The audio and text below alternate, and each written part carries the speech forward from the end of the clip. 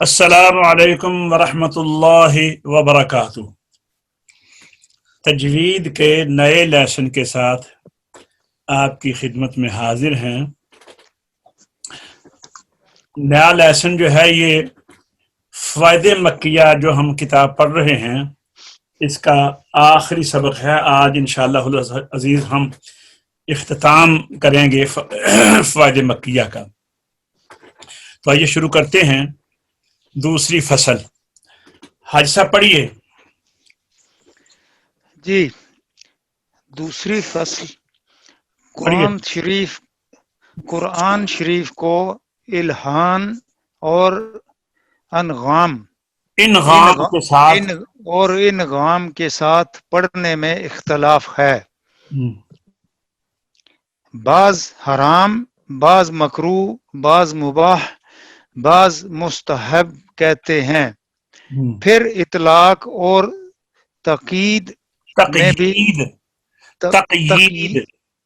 تقیید میں بھی اختلاف ہے، مگر قول محقق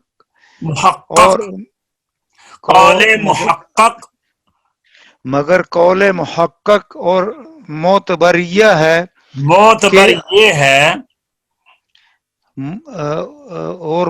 یہ ہے کہ اگر قواعد موسیقیہ کے لحاظ سے قواعد تجوید کے بگڑ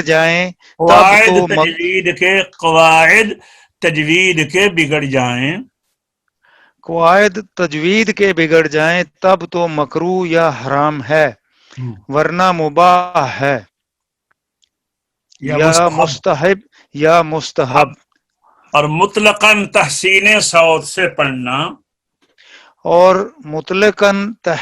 صوت سے پڑھنا ما رعایت قواعد تجوید کے مستحب اور مستحسن ہے، جیسا کہ اہل عرب عموماً خوش آوازی سے اور بلا تکلف، بلا رعایت قواعد موسیقیہ کے ذرہ بر بھی واقف نہیں ہوتے اور نہایت ہی خوش آوازی سے پڑھتے ہیں، اور یہ خوش آوازی ان کی طبعی اور جبلی ہے۔ اسی واسطے ہر ایک کا لہجہ الگ الگ اور ایک دوسرے سے ممتاز ہوتا ہے، ہر ایک اپنے لہجے کو ہر وقت پڑھ سکتا ہے۔ ہاں جی، اب ذرا اس کو دیکھ لیں۔ الہان کہتے ہیں لہن کو، لہن کہتے ہیں لب و لہجہ کو، طرز کو، سمجھے جی؟ جیسے ہم کہتے ہیں نا لہن داؤدی، ٹھیک ہے نا؟ اور جی، انغام کہتے ہیں نغمے کو، جو راگ رنگ موسیقی ہوتی ہے۔ لہجہ اور چیز ہے، موسیقی اور چیز ہے۔ لہجے کو الہان اور موسیقی کو انغام۔ مثلا لہجہ کیا ہے؟ جو دو پنجابی ہیں وہ جب اردو میں بات کرتے ہیں تو ان کی اردو کے اندر وہ پنجابی کا جو لہجہ ہوتا ہے، بلکہ اگر وہ انگلش بولیں گے تو ان کی انگلش کے اندر بھی پنجابی کا لہجہ جو ہے وہ نظر آ رہا ہوتا ہے، یعنی ان کی جو طبی ایک لب و لہجہ اپنا ہوتا ہے۔ ایک ہے نغمہ، کہ جیسے وہ اس کی سریں نکالتے ہیں سارے یہ موسیقی اور چیز ہے، وہ سیکھنا پڑتی ہے۔ وہ راگ، صبح کا راگ اور ہے، شام کا اور ہے، دوپہر کا اور ہے۔ وہ جو راگ ہوتی ہیں ان کو انغام کہتے ہیں۔ تو قرآن شریف کو لہجے سے پڑھنا یہ تو ٹھیک ہے، اور موسیقی کے ساتھ پڑھنے میں اختلاف ہے، بلکہ اتنا اختلاف ہے کہ بعض قراء ائمہ کرام جو ہیں وہ اس کو حرام کہتے ہیں، بعض اس کو مکروہ کہتے ہیں، بعض مباح کہتے ہیں کہ چلو اچھا لگتا ہے۔ مباح یعنی محبت سے ہے، اچھا لگتا ہے، یعنی اچھا ہے، ہم کہتے ہیں ٹھیک ہے، اچھا ہے۔ بعض مستحب کہتے ہیں۔ پھر آگے دو الفاظ ہیں، پھر اطلاق اور تقیید۔ تقیید جو ہے یہ قید سے ہے۔ کچھ لوگ جو کہتے ہیں نا کہ مباح ہے یا مستحب ہے، وہ اطلاق کرتے ہیں کہ ٹھیک ہے جی پڑھ لینا چاہیے۔ اطلاق ہے استعمال کر سکتے ہیں، اور یعنی آواز لاگو کر سکتے ہیں اس کے اوپر، یعنی لاگو کر سکتے ہیں. جی اور جی تقیید یہ ہے کہ اس کے اوپر قید ہے، کہ اس کے اوپر شرائط ہیں. اطلاق اور تقیید کچھ جو ہیں وہ بغیر شرطوں کے لاگو کرتے ہیں، اور کچھ جو قراء ہیں وہ اس کے اوپر شرائط لاگو کرتے ہیں. سمجھا گئی جی؟ اطلاق اور تقیید. جی جی اطلاق اور تقیید میں بھی اختلاف ہے. تو پھر فرق کیا ہوا، آخری بات کیا ہوئی؟ چلیے ایک دفعہ عبد المنان لیٹ آئے ہیں، اس کو بھی ذرا دوبارہ پڑھ لیتے ہیں، سمجھا لیتے ہیں. قرآن شریف کو الہان اور انغام، الہان کہتے ہیں جو آدمی کا طبی لہجہ ہوتا ہے، جس طرح آپ دیکھتے ہیں قاری عبد الباسط کا اپنا لہجہ ہے، وہ لہن ہے. اسی طرح قاری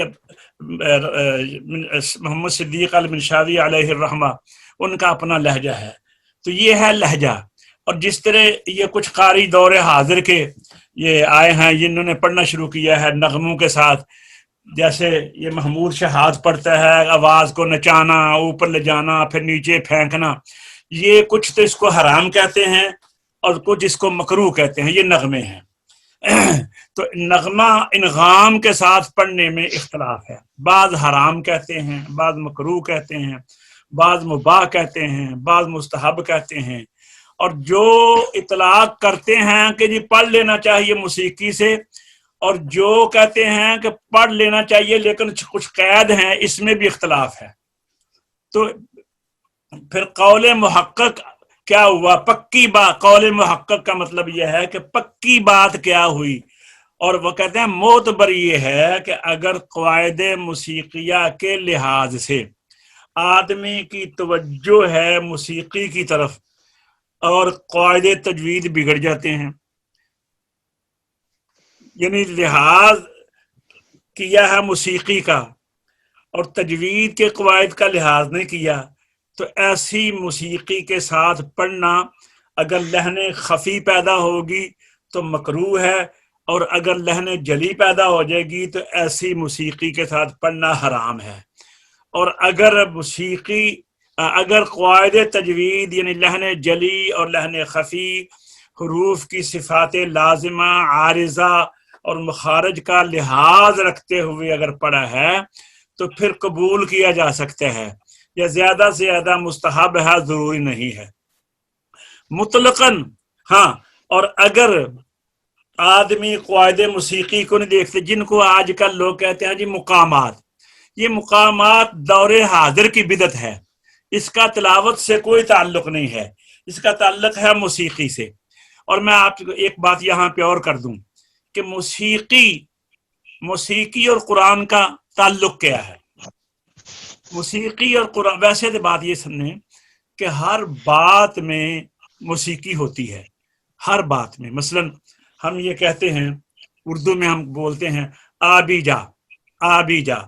اب اس کو جب آپ آہستہ پڑھیں گے آ بی جا، اور آہستہ پڑھیں گے آ بی جا، آ بی، تو آدم کی گفتگو میں بھی موسیقی ہوتی ہے. لیکن موسیقی کو اتنا اپنا لینا کہ قرآن کریم کو اس کے تابع کر دینا، یعنی جتنا موسیقی کہے کہ کھینچو تو اس طرح کھینچنا. موسیقی کہتی ہے یہاں پر آواز کو اتنا لمبا کرو، تو موسیقی کے لیکن قواعد اس کی اجازت نہیں دیتے. موسیقی کہتی ہے کہ یہاں پر حرف کو ایسے پڑھو، لیکن قواعد اس کی اجازت نہیں دیتے. تو ایسی موسیقی قرآن میں جائز نہیں ہے. یوں سمجھ لیں کہ دنیا کا ہر کلام موسیقی کے تابع ہے. یہ بات سمجھیں، یہ اس بات کو جو میں یہ لفظ بول رہا ہوں نا پہرا، اس کو یاد رکھیں کہ دنیا کا ہر کلام کسی بھی زبان کا ہو، کسی بھی طرح کا ہو، وہ موسیقی کے تابع ہوتا ہے. لیکن قرآن میں یہ معاملہ نہیں ہے. یہاں پر موسیقی قرآن کے تابع ہے. قرآن جتنا قبول کرے گا اس کے جو قواعد ہیں جتنا قبول کریں گے اتنی موسیقی اس میں ایکسیپٹ ہو سکتی ہے، قبول ہو سکتی ہے۔ جہاں پر قرآن کے قواعد جو ہیں پڑھنے کے وہ قبول نہیں کرتے تو پھر ایسی موسیقی سے اگر لحن خفی آئے گی تو مکروہ ہوگا، اگر لحن جلی آئے گی تو ایسی موسیقی مقامات حرام ہوں گے۔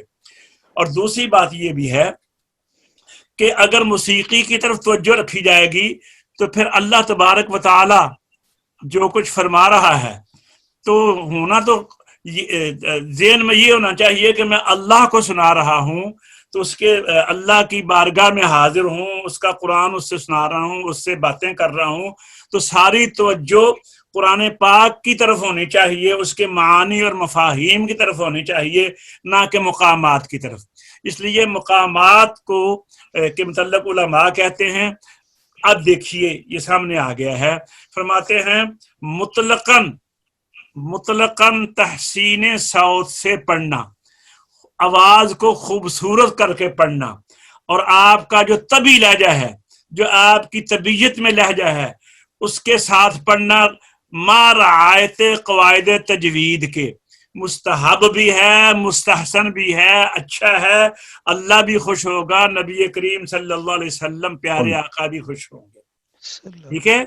جیسا کہ اہل عرب عموماً خوش آوازی سے اور بلا تکلف، بلا رعایت قواعد موسیقی، حالانکہ وہ قواعد موسیقیہ اور مقامات کے ذرہ بر بھی واقف نہیں ہوتے، مثلا شیخ عبد الباسط، شیخ منشاوی، شیخ محمد رفعت، شیخ یوسف کامل البہتیمی، ابو العنان شعیشہ، یہ لوگ قواعد موسیقیہ اور مقامات کے واقف نہیں ہوتے تھے، یہ اپنی خوش آوازی سے، اپنے دل سے معانی کے اوپر نظر رکھ کر کے جہاں پر احکام کی بات ہے، وہاں پر جہاں حکم ہو رہا ہے، کوئی امر آ رہا ہے، اللہ کی طرف سے آرڈر آ رہا ہے، تو وہاں پر آواز میں جوش اور جذبہ ہوتا تھا، جہاں پر عذاب کا تذکرہ ہے وہاں پر آواز میں گھبراہٹ، لہجے میں گھبراہٹ ہوتی تھی، جہاں پر اللہ کی ناراضگی کا اندیشہ ہوتا تھا، جہاں پر قصص سابقہ انبیاء کے قوموں کے بیان ہوتے تھے،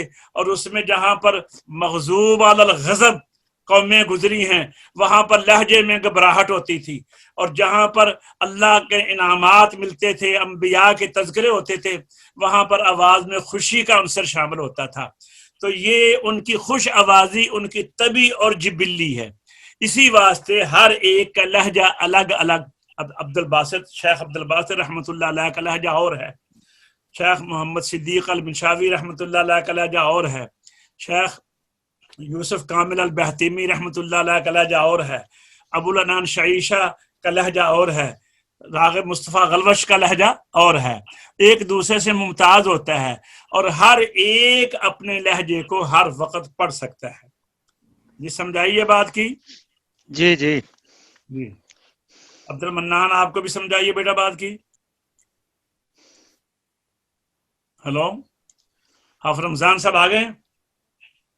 جی جی اب سنیے، کافی دیر سے بخلاف انغام کے، انغام میں نے آپ لیٹ سے ہیں، انغام کہتے ہیں نغمے کو، اور لہجہ کہتے ہیں طرز کو، لہجہ جائز ہے، نغمہ جائز نہیں ہے۔ لہجے میں لہجہ جو ہے یہ ہر یہ خوش آوازی ان کی طبعی اور جبلی ہے، اس واسطے ہر ایک کا لہجہ الگ الگ اور ایک دوسرے سے ممتاز ہوتا ہے، ہر ایک اپنے لہجے کو ہر وقت پڑھ سکتا ہے۔ یعنی عبد الباسط رحمۃ اللہ علیہ اگر فجر کے وقت پڑھ رہے ہیں تو ان کا وہی لہجہ ہے، اگر دوپہر میں پڑھ رہے ہیں تو وہی لہجہ ہے، عشاء میں پڑھ رہے ہیں وہی لہجہ ہے، دن کو پڑھ رہے ہیں وہی لہجہ ہے، رات کو پڑھ رہے ہیں وہی لہجہ ہے شیخ منشاوی۔ لیکن جو نغمے ہیں، جو موسیقی ہے، یہ پڑھیے حاجی صاحب پڑھیے، بخلاف انغام کے، بخلاف انغام کے ان کے اوقات مقرر ہیں کہ دوسرے وقت میں نہیں بنتے ہاں اور نہ پڑھو بھی تو اچھے نہیں معلوم، بنتے اور نہ اچھے معلوم ہوتے ہیں۔ جی پڑھیے۔ یہاں سے معلوم ہو گیا کہ نغم اور لہجہ میں کیا فرق ہے۔ طرز طبعی کو لہجہ کہتے ہیں، بخلاف ناغم کے نغم اب کے یہ ناغم کے کہ اب یہ بھی معلوم کرنا ضروری ہے کہ انغام کسے کہتے ہیں۔ وہ یہ ہے کہ تحسین صوت کے واسطے آواز کی خوبصورتی کے واسطے جو خاص قواعد مقرر کیے گئے ہیں ان کا لحاظ کر کے پڑھنا، یعنی کہیں گھٹانا کہیں دیکھیں میں آپ کو بڑھانا۔ بتاؤں، ارے جا جا جا جا نا، یہ دیکھیں نا لفظ جا ہے ایک جگہ، یہ جی موسیقی میں ہے جا جا جا، یعنی یہ کہیں گھٹانا کہیں بڑھانا۔ جی کہیں جلدی کرنا کہیں نہ کرنا، کہیں آواز کو پست کرنا کہیں بلند کرنا، کہیں تو آواز کسی کو ایک دم اوپر لے جانا، پھر آواز کو لہراتے لہراتے نیچے لانا، جیسے آپ نے دیکھا دور حاضر کے کئی مصری قاری کرتے ہیں، یعنی آواز کو اوپر لے جائیں گے اور اوپر لے جا کر اپنا پھر اس کو اس طرح لہرا لہرا کر نیچے لائیں گے، آواز کہیں آواز کو پست کرنا کہیں بلند کرنا۔ پڑھیے جی۔ جی بلند کرنا، کسی کلمہ کو سختی سے ادا کرنا کسی کو نرمی سے، کہیں رونے کی سی آواز نکالنا کہیں کچھ، جو جانتا ہو وہ بیان کرے۔ بزرگ کہہ رہے ہیں کہ مجھے ان باتوں کا نہیں پتا، جو یہ باتیں جانتے ہیں وہ بتایا یہ کیا کرتے ہیں۔ جی جی آگے چلیے جی۔ البتہ جو بڑے بڑے اس فن کے ماہر ہیں ان کے قول یہ سنے گئے ہیں کہ اس سے کوئی آواز خالی نہیں ہوتی، جیسے میں نے ابھی آپ ضرور کو بتایا تھا کہ آدمی گفتگو بھی کرتا ہے نا تو اس کے اندر بھی ضرور ہوتا ہے، اسی لیے پشتو زبان کا انداز اور ہے، اسی طرح فارسی کا اور ہے، تو ہر آواز ہر لفظ میں موسیقی ہوتی ضرور ہے، کوئی آواز خالی نہیں ہوتی، ضرور کوئی نہ کوئی۔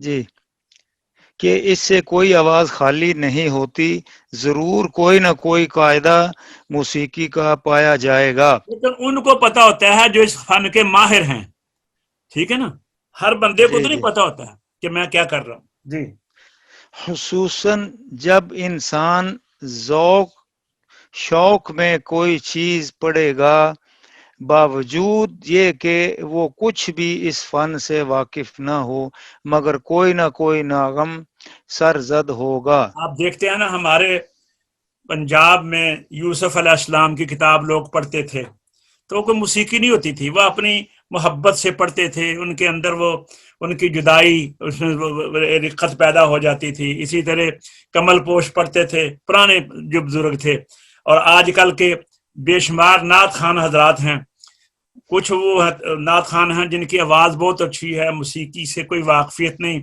جیسے کہ پیچھے گزرے ہیں پرانے نعت خان، تو وہ جب پڑھتے تھے تو وہ موسیقی کا تعلق نہیں ہوتا تھا، وہ محبت سے پڑھتے تھے، آواز خوبصورت ہوتی تھی اور آواز میں دلکشی ہوتی تھی۔ اور آج کل کے کچھ ایسے ہیں کہ ان کی توجہ نعت کی طرف کم ہوتی ہے، بلکہ وہ اس خان صاحب بننے کی لگن میں وہ لوگوں کا ٹائم ضائع کرتے ہیں، یہ ان کا یہ شوق ہے کہ ہم خان صاحب کہلائیں، مراسی کہلوائیں۔ جی اسی واسطے بعض محتاط لوگوں نے اس طرح پڑھنا شروع کیا ہے کہ تحسین صوت کا ذرہ برابر بھی نام نہ مثلا آئے۔ ہمارے ہاں جیسے یہ پانی پتی حضرات تھے، یا ابھی بھی یہ حرمین میں وہاں پر جو بزرگ لوگ پڑھتے ہیں وہ ترتیل میں نہیں پڑھتے، اور نہ وہ یہ اس کو پسند کرتے ہیں کہ لوگ داد دیں، سبحان اللہ ماشاء اللہ، ہاتھ اٹھاؤ کھڑے ہو جاؤ، یہ درانے وہ ان چیزوں کو پسند نہیں کرتے، اور وہ کہتے ہیں کہ قرآن کریم کو اس طرح پڑھو کہ ساری توجہ ہے جو ہے وہ اللہ کے کلام کی طرف رہے، نہ کہ لہجوں کی طرف جائے، آپ کے دل میں اس چیز کی محبت پیدا ہو کہ یہ اللہ کا کلام ہے، یہ چیز پیدا ہو کہ یہ پیارے مصطفیٰ صلی اللہ علیہ وسلم کی زبان کے بوسے لے کر باہر نکلا ہے، تو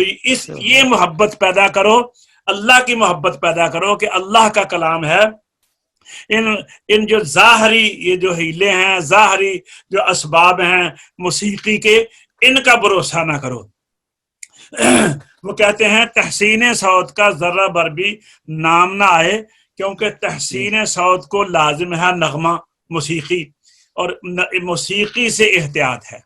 جی پڑھیے اچھا پھر اسی واسطے بعض محتاط لوگوں نے اسی واسطے بعض محتاط لوگوں نے اس طرح پڑھنا شروع کیا ہے کہ تحسین صوت کا ذرہ برابر بھی نام نہ آئے، کیونکہ تحسین صوت کو لازم ہے نغم اور اس سے احتیاط ہے، اور یہی بعض موسیقی ہے۔ اچھا جی اور یہی بعض اہل احتیاط اہل عرب کو کہتے ہیں کہ وہ لوگ تو گا کے پڑھتے ہیں، حالانکہ یہ تحسین کسی طرح ممنوع نہیں اور نہ اس سے مفر ہے۔ یعنی جو لوگ کچھ ایسے بھی محتاط گزرے ہیں صوفی کہ وہ جس طرح یہ مصری حضرات پڑھتے ہیں، یہ لہجے پڑھتے ہیں، شیخ عبد الباسط یا ایسے لوگ گزرے ہیں، تو وہ ان کو بھی یعنی وہ آگے نا احتیاط اور اس کے ساتھ ساتھ بہت محتاط ہیں کہ وہ کہتے ہیں کہ بالکل یہ نظر نہیں آنی چاہیے، یہ اللہ کا کلام ہے، آپ کے دل میں محبت پیدا کرے کہ یہ اللہ کلام ہے، اس سے محبت پیدا ہو۔ تو وہ کہتے ہیں یہ لوگ تو گا کے پڑھتے ہیں۔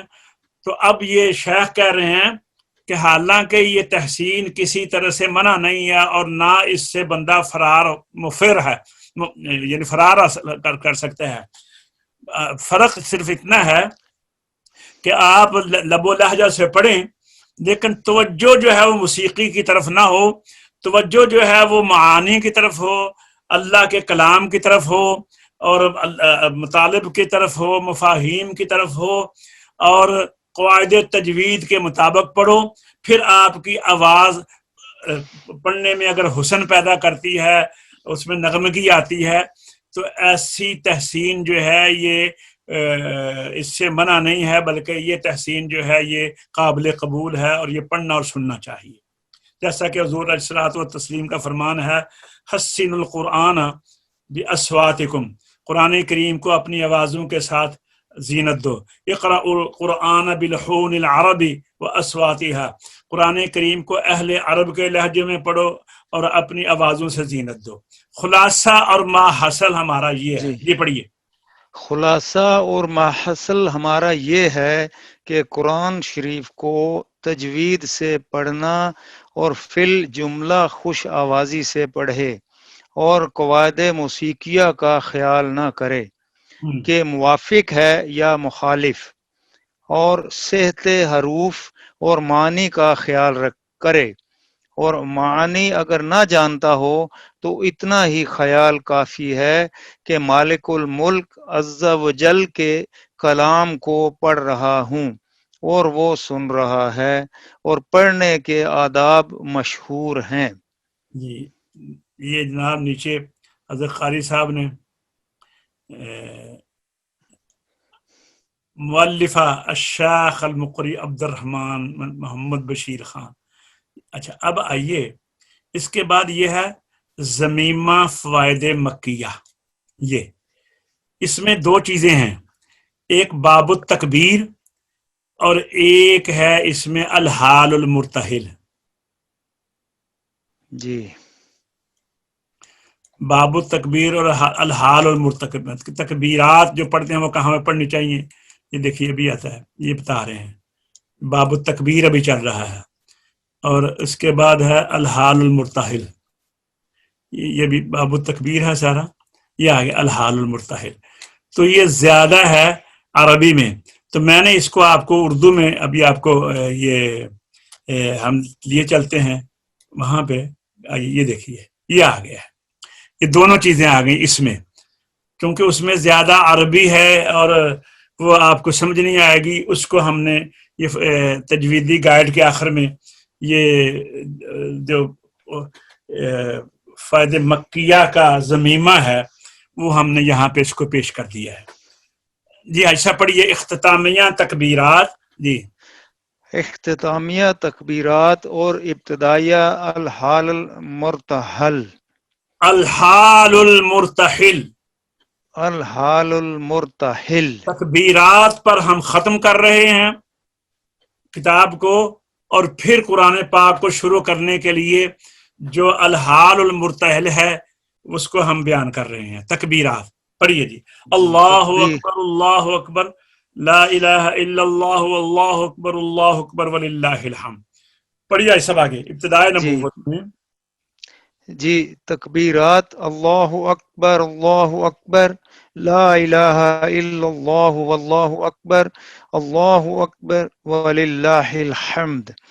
ابتدائے نبوت میں کچھ عرصہ کے لیے نبی کریم صلی اللہ علیہ وسلم پر وحی کا سلسلہ بند ہو گیا تھا، جس پر کفار مکہ نے حضور علیہ الصلوۃ والتسلیم کو طعنہ زنی شروع کر دی کہ معاذ اللہ آپ صلی اللہ علیہ وسلم کا رب آپ سے ناراض ہو گیا ہے، جس پر حضور علیہ الصلوۃ والسلام. یہ بات سنیے کہ آگے جو ہے نا ضمیمہ فوائد مکیہ کا، اس کے اندر جو کچھ ہے نا وہ ہم نے اس کا خلاصہ یہ لکھ دیا ہے. اچھا یہ پڑھیے. یہ غم زدہ ہو گئے جی غم زدہ ہو گئے. کچھ ایام کے بعد جناب روح الامین اپنی اصلی شکل میں سورۃ والضحیٰ لے کر آئے اور آپ صلی اللہ علیہ وسلم کو سنائی. جب آخر سورہ پر پہنچے تو آپ صلی اللہ علیہ وسلم نے فرط محبت میں تکبیرات کہیں. اس لیے سورہ والضحیٰ یا سورہ الناس صورتوں کے آخر میں تکبیرات مسنون و بابرکت ہیں. آئیے اب اس کو پھر دیکھتے ہیں. جی اچھا یہ دیکھیے ہم تکبیرات کی طرف چلتے ہیں پہلے ذرا. یہ دیکھیے آ گئے جی. یہ پڑھیے سبق ختم القرآن کے وقت. ختم القرآن کے وقت سورہ والضحیٰ سے آخر قرآن تک ہر سورت کے آخر میں تکبیر یعنی اللہ اکبر کہنا استحباباً علی وجہ تخییر، یعنی کہتے ہیں یہ مستحب ہے. اللہ تعالیٰ کے ذکر جلیل، اللہ کا ذکر جلیل ہے، اور یہ حضور علیہ الصلوۃ والتسلیم کی سنت ہے. اور قرائے مکہ کا اس کے اوپر جمع ہے اس بات کے اوپر کہ جب بھی حضور علیہ الصلوۃ والتسلیم پیارے آقا، یہ آگے حدیث لکھی ہوئی ہے. اچھا یعنی حافظ ذہبی وغیرہ نے اس پر اتفاق کیا ہے کہ حدیث تکبیر یہ امام گزرے ہیں بزی سبا قرات کے، اور کسی نے نبی کریم صلی اللہ علیہ وسلم تک مرفوع نہیں ہے. بس روایت کرتے ہیں کہ ہم بزی سے متعدد سندوں کے ساتھ، بزی نے کہا کہ میں نے سنا اکرمہ بن سلیمان سے کہتے ہیں کہ پڑھا میں نے اسماعیل بن عبداللہ مکی سے کہ جب میں سورہ والضحیٰ پر پہنچا تو کہا مجھ سے کہ تکبیر کہو ہر سورت کے ختم پر، قرآن کے ختم تک، کیونکہ میں نے پڑھا عبداللہ ابن کثیر سے. اچھا میں نے پڑھا عبداللہ ابن کثیر سے. پس جب پہنچا میں سورۃ والضحیٰ پر، یعنی یہ کہتے ہیں کہ میں نے سلیمان بن عبداللہ کہتے ہیں، اکرمہ بن سلیمان کہتے ہیں کہ میں نے اسماعیل بن عبداللہ، یہ سند بیان کی ہے انہوں نے کہ جو قاری ہے نا بزی جو قرات سبا کے امام ہیں، وہ کہتے ہیں کہ میں نے پڑھا حضرت اکرمہ بن سلیمان سے، وہ کہتے ہیں کہ میں نے پڑھا اسماعیل بن عبداللہ مکی سے. تو جب میں سورہ والضحیٰ پر پہنچا تو کہا مجھے تکبیر کہو ہر سورت کے ختم پر، قرآن کے ختم تک. وہ کہتے ہیں میں نے پڑھا عبداللہ ابن کثیر سے. پس جب پہنچا میں والضحیٰ پر تو عبداللہ ابن کثیر نے کہا کہ تکبیر کہو ہر سورت کے ختم پر، قرآن کے ختم تک. اور عبداللہ ابن کثیر نے بتایا کہ پڑھا انہوں نے مجاہد سے. پس مجاہد نے تکبیر کا حکم کیا، اور مجاہد نے بتلایا کہ ابن عباس نے مجھے اس کا حکم دیا. وہ کہتے ہیں کہ مجھے حکم کیا، اور ابن عباس نے خبر دی. اور حضرت عبداللہ بن عباس کہتے ہیں کہ میں نے پڑھا ابی بن کعب سے کہ اس کا حکم کیا، اور ابی بن کعب نے بتلایا کہ نبی کریم صلی اللہ علیہ وسلم نے تکبیر کا حکم. صلی اللہ علیہ وسلم. سمجھائیے حضرت صاحب بات کی. جی انہوں جی نے جی جی جو قرات سبا کے امام ہے نا، انہوں نے اپنے استاد کا نام لیا کہ میں نے اپنے استاد سے ایسے پڑھا، انہوں نے اپنے استاد کا نام لیا، انہوں نے اپنے استاد کا نام لیا، انہوں نے اپنے استاد کا نام لیا، یہاں تک ابی بن کعب جو بہت خوبصورت پڑھتے تھے، حضور علیہ الصلوۃ والتسلیم کے پیارے آقا کے پیارے شاگرد تھے، تو وہ کہتے ہیں کہ مجھے نبی کریم صلی اللہ علیہ وسلم نے حکم فرمایا کہ تکبیر کہو. اور اس حدیث کو روایت کیا ابو عبداللہ حاکم نے اپنی کتاب مستدرک میں.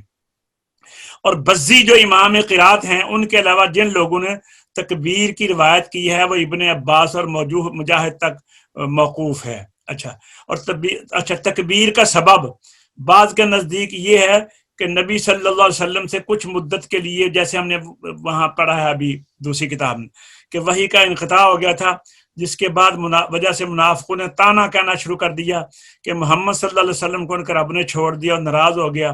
جب انتظار کے بعد والضحیٰ نازل ہوئی تو آپ نے ختم صورت پر بطور شکر کے اللہ اکبر فرمایا. اور بقول بعض تکبیر کے سبب یہ ہے کہ سورۃ والضحیٰ کے نزول کے وقت جبریل امین علیہ الصلوۃ والتسلیم اپنی اصلی صورت میں آئے اور اس سے متاثر ہو کر اللہ اکبر فرمایا. اور ایک قول یہ ہے کہ ایک صورت میں اللہ تعالیٰ کی طرف سے بعض ایسی خاص نعمتوں کا تذکرہ اور وعدہ کیا گیا ہے جو نہایت محتم بالشان ہیں، بالخصوص آیت وَلَسَوْفَ يُعْطِيكَ رَبُّكَ فَتَرْضَىٰ. اے میرے محبوب، ہم آپ کو اتنا آپ کا رب آپ کو اتنا عطا فرمائے گا کہ آپ راضی ہو جائیں گے.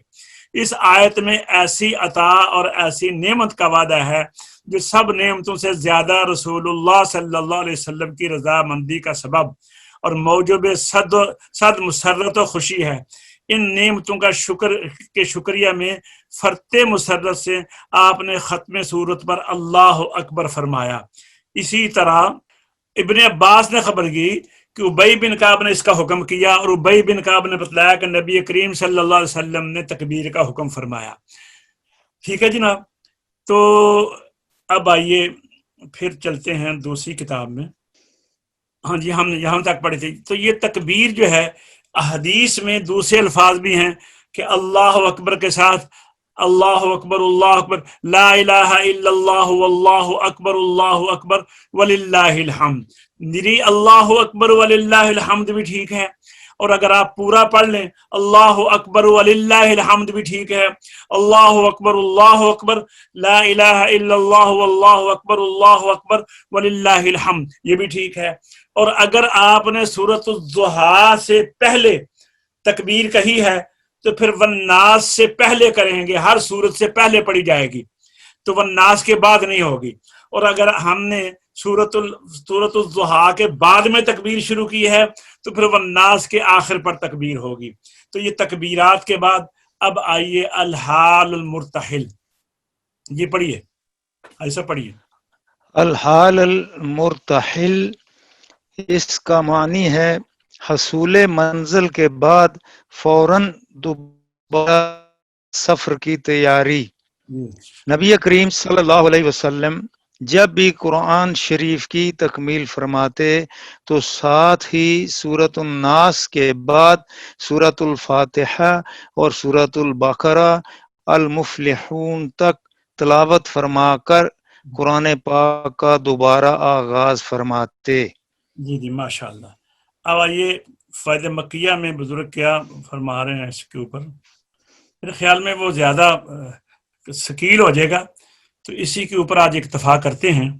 الحمدللہ آج ہماری کتاب جو ہے وہ ختم ہوئی ہے. اللہ تبارک و تعالیٰ کی بارگاہ میں التماس ہے کہ ہماری اس خدمت کو قبول اور منظور فرمائے، اور انشاءاللہ العزیز آئندہ چند دنوں کے بعد 2-4 دن آپ کے ساتھ مشاورت کے ساتھ آپ سے انشاءاللہ پھر ہم شروع کریں گے المقدمۃ الجزریہ. تو اللہ تبارک و تعالیٰ جتنے بھی دوست ہمارے ساتھ شامل ہیں اس تجوید و قرات کے سبق پڑھنے میں، اللہ سب کو کامیابی عطا فرمائے. اور جو جن تک یہ سنی جائے گی یا لوگ بعد میں پڑھیں گے دیکھیں گے نیٹ کے اوپر، تو میں ان سے یہ التماس کروں گا کہ ہم سب کے لیے دعاؤں میں یاد رکھیں.